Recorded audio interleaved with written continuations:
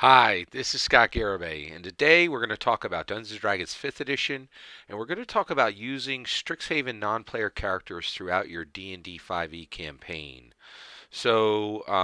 Last year, we were fortunate to, we were very fortunate to get the Strixhaven Curriculum of Chaos book. It's really spectacular. It was my favorite book of 2021. It's special for a lot of reasons. Um, but essentially, it's the story of a wizard, a caster's. The best way to say it is it's a caster's college, right? It's a collection of colleges. It's five different colleges put together, but any caster and even non-casters can come from Strixhaven, right? So it's really spectacular book, and I've been thinking a lot about it. I've been thinking a lot. I recently was very fortunate. I got I'd say 13 books in less than a month, right? And uh, like 12 of them, I got them at 21 bucks a piece, all brand new, through the Black Friday sale, right? So I just got a ton, like 21 bucks for a brand new D&D book, which retails for 50, and which generally I definitely think D&D 5e books are going to continue to go up and up and up. So we'll see if that's the case or not. But I think 21 bucks is pretty much a steal. Um, but I'm looking at these new books in connection to uh, my existing 5e collection. And one of the things that has concerned me is I'm like, how am I going to use all this, right? And I think a lot of us are like, well, I'll wait until I run that, right? And the reality is that's ridiculous. You're almost, I think most skilled, um, skilled dungeon masters, skilled 5e dungeon masters who are moving at pace and are telling stories and building games, you're never going to get to run these books, right? And the reason why I could tell you that is there's a whole lot of things where I'm starting to think about these things in different ways. Another thing I'm thinking about recently is specifically Sly Flourish. He's an absolute genius. He's working on Rime of the Frost Maiden, right? He's just dragging him and his players through Rime of the Frost Maiden, right? Even as Fizban's Treasury of Dragons, and literally like 6 or 7 books have come out since that book, right? And he's just kind of plodding through, Rime of the Frost Maiden. It takes so long to run these books. I will probably never run even a third of them if I'm lucky, right? However, these things are.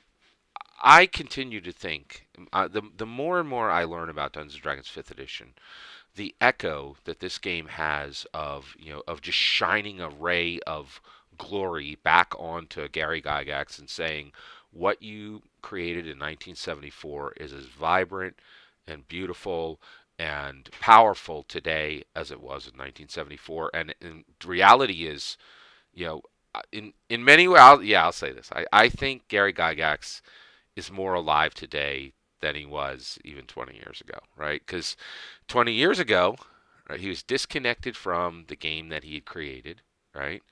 And it wasn't the glory days of 1974 to 1986 for him. But now, like what he built is scaling to the heavens. And I've been telling you for a long time that 5e is the shiznit, and they're like there's all kinds of information coming out that it wasn't even like that. What I was telling you wasn't even the full truth. D&D just absolutely you know, dominates the industry at levels even I didn't suspect. One of the things that came out just this week is that it's not actually true that Pathfinder ever outsold for even 4E, which is pretty incredible. So you have all this happening, right? And it's just really incredible. So one of the things I've been thinking about is to use Strixhaven now. Okay, so you're like, oh well, when am I going to run my Strixhaven campaign, right? Well, first of all, it's like ridiculously long. You would be emulating a 4-year campaign. There's a few people who will do it, and I'll tell you right now, YouTubers don't count, right? Like when a YouTuber like I love Sly Flourish to death, but him running Ride on the Frost Season, what's it mean, right? Like that guy can, he's already proven through books he's written that he needs a pre-gen, like needs a fifth hole in his head, right? Like there's, hold on, a sixth hole in his head. Sorry, I had to count how many holes we have in our head. Yeah, so like he doesn't need to do that, right? But he's doing it, right? So I think the future of Dungeon for highly engaged, highly skilled fifth edition dungeon masters, your future isn't running campaign books, isn't running D&D 5e adventure books, right?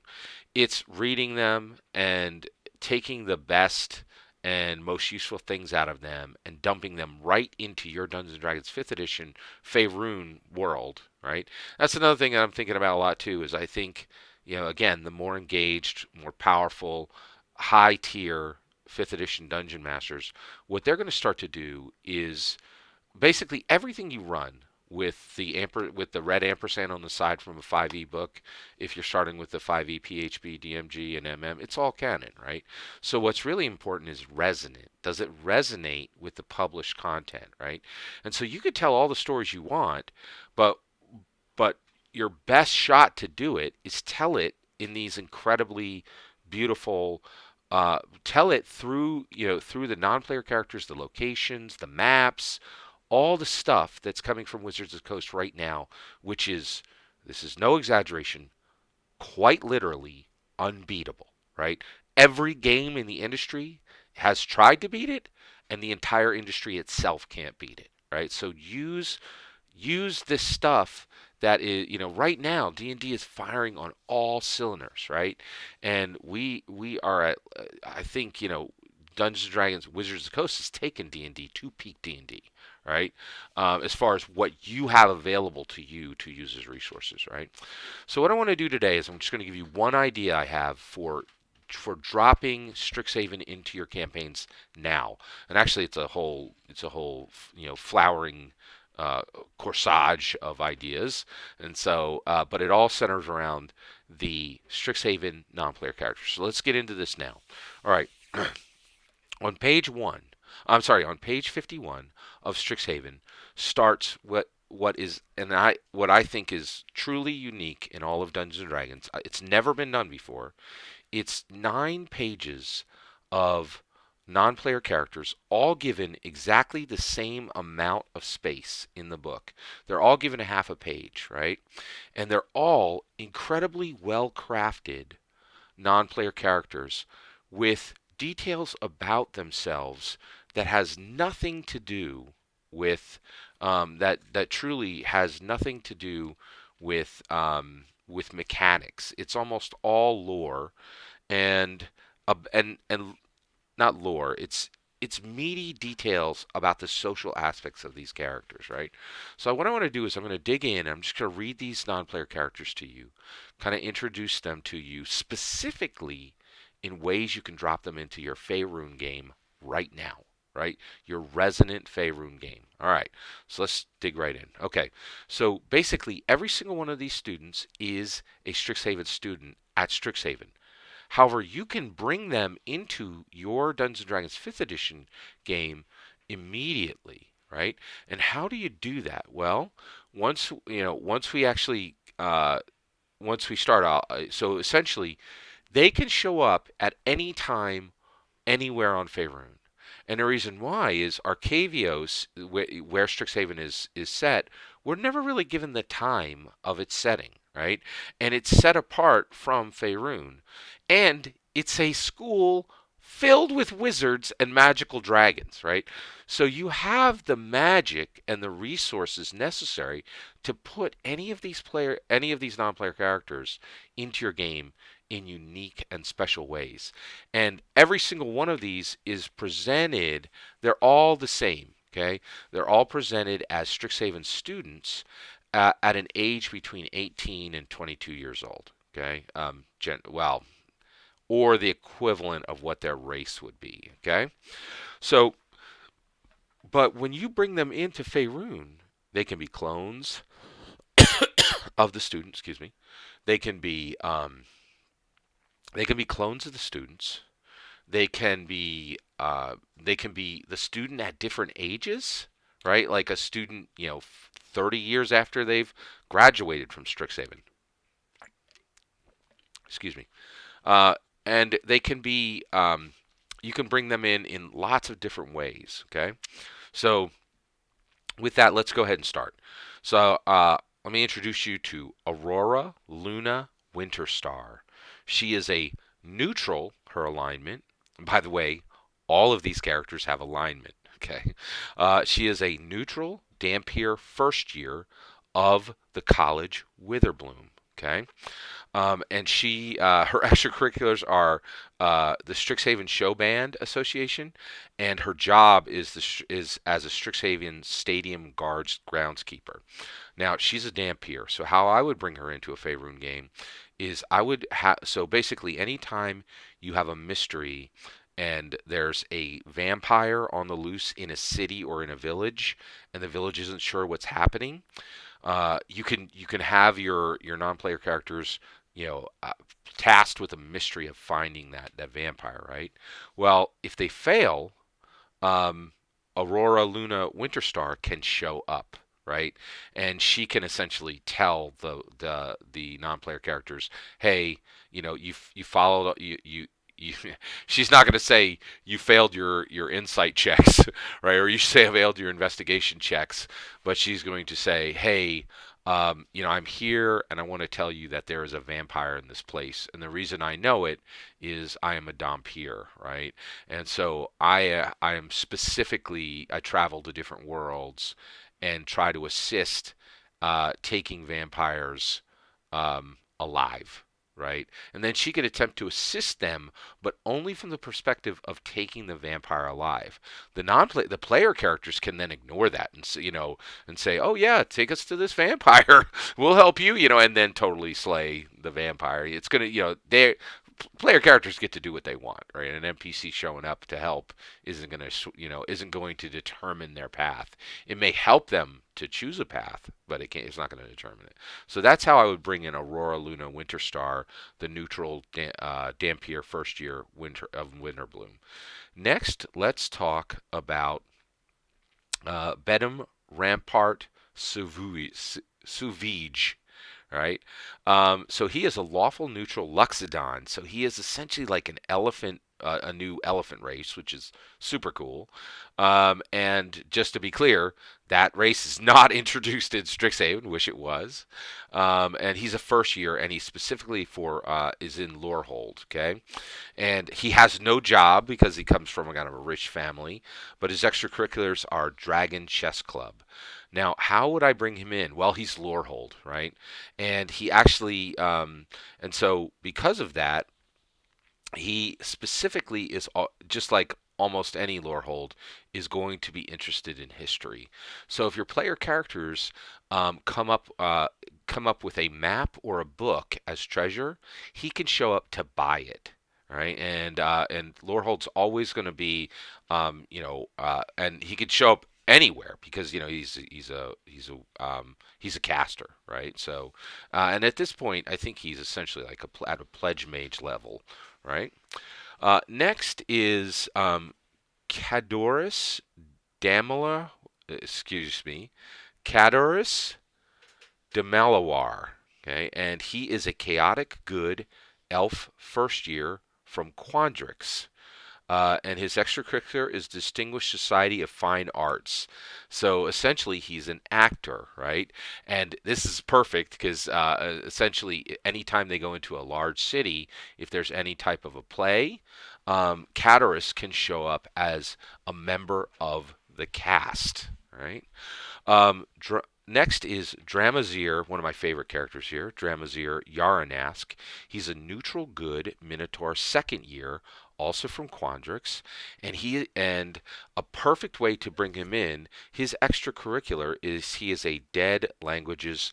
He's part of the Dead Languages Society. So essentially, if your player characters come across any type of script which cannot be translated, right? Damazir can be found in any type of a village or a town, and and when they go to get something translated, he can be the person who does the translation, right? And he can be right there. Next is Grayson Wildemere. He is a neutral human first year from Silverquill. Okay, his extracurriculars are future entrepreneurs of Strixhaven. This guy is essentially like he's very much your Draco Malfoy, like from a high class family and is expected to, do really well. One of the things that I like to do, that I've actually already started doing this in one of my games, is using Grayson to set up trade between different worlds, right? So you don't have to go straight to Faerun. I had Grayson set up a trade specifically between a trading portal between Faerun and Eberron on my world. So you can put him in a position where magical portals will be made to make trades. Okay. Next is Greta Garoon. She is a chaotic good dwarf first year, specifically in Lorehold, and her extracurriculars is the Strixhaven Iron Lifter Society, and she is actually in Lorehold, which is all about history, but she's really kind of an odd duck there. She's really into training her body and becoming strong, right?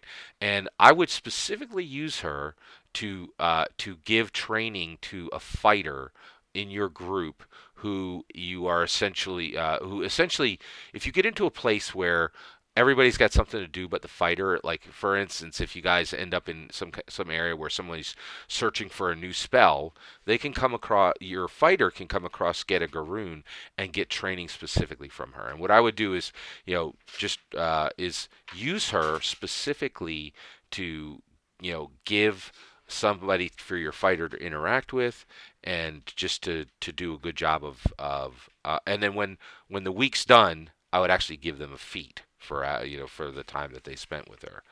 Next is just an unbelievably great character. I've already used this in one of my games. This character, it's Javaneth Stoutclaw. He's a neutral good Allen second year from Lorehold, and he's part of the intramural Silkball Club, and he has a job at Bowen's End's Tavern as the assistant manager. And what I would do is I would place him directly into a tavern that your player characters are coming to, and I would have him there specifically to fight them, right? And fight without weapons, right? I think I'm beginning to put more subdual battles into my games, and he is a real scrapper, and he's kind of got a feisty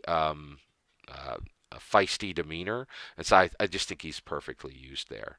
Next is Lorene Arnaza. She's a neutral good human first year from Quandrix, and she is in the intramural water dancing club.